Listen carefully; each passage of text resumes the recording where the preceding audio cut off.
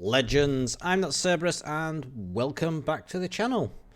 Today's video is an unscripted ranked replay. I did have a number of games to choose from for this video, but I thought I would take the more positive approach and be the bigger man rather than be the one who's going to be utterly shitting all over one of the teammates who I happen to come across in the game previous to this one.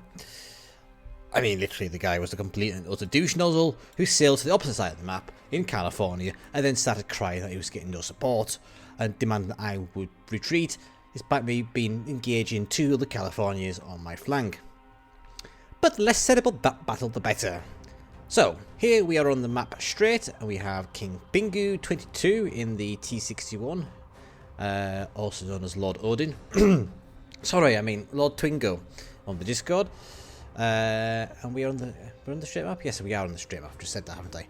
And I am in Dunkerque, which is my usual go-to rank arena tier 5 or rank tier 5 ship. No, it's not. Arena's usually grass. Dunkerque is ranked battles. Yeah. It's been a long night. It took too long to rank out. And this is me just realising that Dunkerque doesn't have a symmetrical arse. One side of the deck is longer than the other. Well, thank you to Pinky for pointing that one out. And you may think, looking at this map, thinking, sir, why are you pushing with your team? Why are you going down the flank? Well, that's exactly why I'm doing this video, because this strategy seems to work really, really well for me. And in fact, I have not lost a game on this map using this strategy at all. And my god, that's making my eyes hurt. And the frame rate's going to pot. And so the video quality. Oh, rip. Anyway, where was I? Oh, strategy.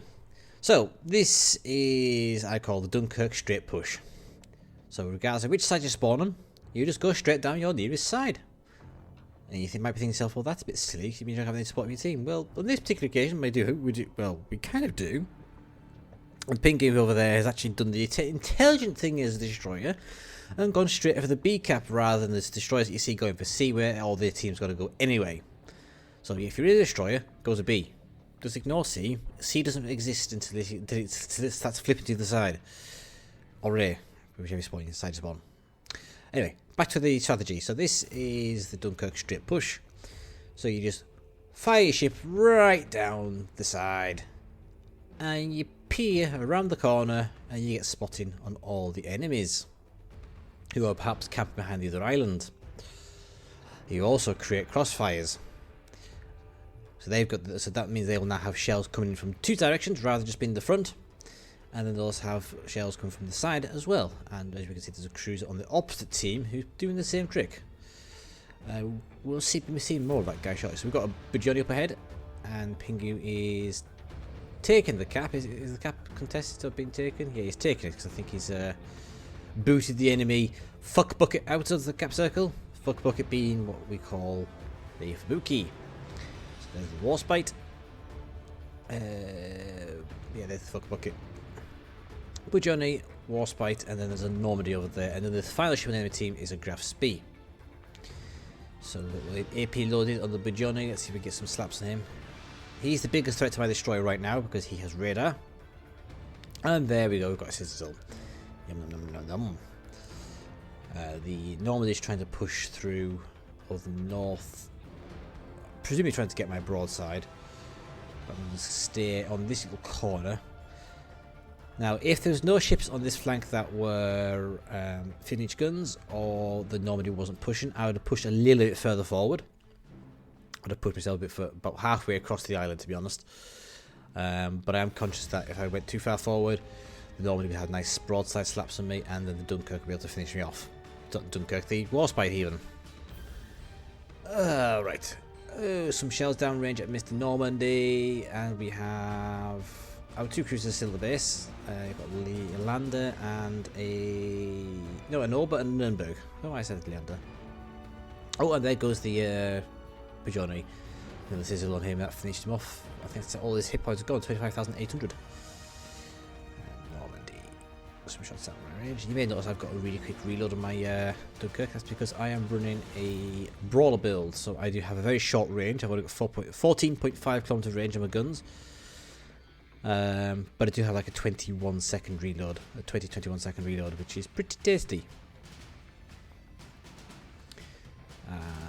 Some more shells down range. The Warspite is coming towards me, but I think he's preoccupied with Pingu at the moment.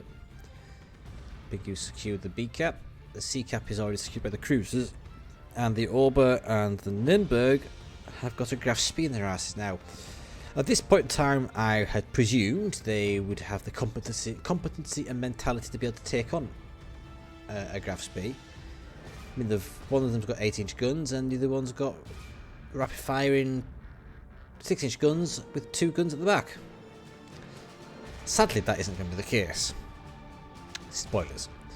But here we go. Here's the Dunkerque. Why do I keep calling it Dunkerque? The bloody Warspite. Here's the Warspite, and Pingu's launches torpedoes. Oh, missed. Oh, we've got the California with us as well, so that's okay. We now have a bit of support. Just going to retreat a little bit back behind this island just to get a bit more cover. Although I think at this point, when I was actually in the match, I didn't notice the Normandy had fallen back and was doing a turnaround. So the Warspite's taking a torpedo. And whilst we just watch this little engagement unfold, I just want to quickly talk about the ranked sprints and my thoughts on them. Bring back split matchmaker, please. Please. Because the grind from getting from rank 3 to rank 1 was just as bad as it's ever been. Because too many potatoes. I mean, how many games have I had where the teammates have thrown something completely stupid? But New Mexico's going full broadside to Mutsus and Queen Elizabeths and all that shit. And then we've also had Orbers thinking they can charge Fusos, New Mexico's, and Normandies. What else has been? Yeah, there's been all kinds of things. I've held my fire off just whilst this Warspite takes the torpedoes from Pingu, and I just clean it up. They want to fire my They want to fire my guns for the torpedoes not to finish off because there's longer reloads than the torpedoes. So I'd wait and see. Alright, so now the Warspite's taken care of, we can now push forward. 151,580 points of damage, and then we have 762 points of cap points. But the Ober and the Nürnberg have completely failed to engage the Graf Spee. Now, it looks like the Ober has turned to full on engage the Graf Spee, possibly in the hope to get his torpedoes off. But as we will see, the Graf Spee eliminates him. There we go. And we will see just how successful those two cruisers were at damaging the Graf. Right, so at this point I am deciding, do I focus on the Normandy or do I go and be a little bit greedy and try and chow down on some nice German sausage? So we'll get that salvo off and we'll make our design. Well, that's a nice chunky 9,100 damage on the Normandy. Pingu's got torpedoes going out, and Pingu is also capping A. Right, where do we go from here? Do we get another salvo off or not? We'll get another salvo off. But now, yeah, we're going to go engage the Graf Spee. And the Normandy has healed some of that damage back. But he has also fired his guns anyway, so I shall leave him in the capable hands of the California, the Nürnberg that didn't do anything, and the T61, which is Pingu. Right, so. Oh, there we go. There's Graf Spee. And yes, that's still a pretty healthy looking Graf Spee, considering there was two cruisers who have pretty good HE that could have killed him. And Pingu gunned down the Normandy. Nice. And shells down to Mr. Graf Spee. Come on, give me something nice. Oh, but look at that. 10 kilometers, or 13 kilometers, and we get 2 penetrations and no penetration. But not much in the actual way of damage. Oh well. Oh, got the salvo going off. There we go. Let's see. Are we gonna get lucky? Come on, wargaming. Be nice. Oh, no, there's another of penetration. 4 of penetrations. Nice. Excellent. We've got another salve off before they ticks up. Yeah, it's 976. Come on. That shell dispersion looks a bit cack, but there's the citadel, and that secures the game.